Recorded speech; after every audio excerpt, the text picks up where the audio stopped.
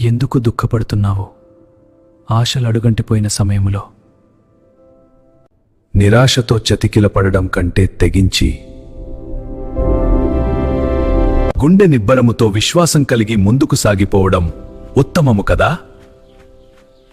పరిస్థితులు బాగాలేకపోయిన దేవుడు నాకు తప్పకుండా మేలు చేస్తాడు అని ధైర్యంగా ముందుకు వెళ్ళిపో. జీవితంలో బాధలు కష్టాలొచ్చాయని వెనక్కి వెళ్ళిపోకు. నీ పరిస్థితులు బాగాలేకపోతే వెనక్కి వెళ్ళిపో అని చెప్పే దేవుడు కాదు, నీవు నమ్మిన దేవుడు. దారులన్నీ మూసుకుపోయినా సరే దేవుడు నిన్ను విడిచిపెట్టాడు. ఎటు తోచని పరిస్థితిలో ముగ్గురు కుర్రాళ్ళు దేవునిపైనే భారం వేసి అగ్నిలోకి వెళ్లారు.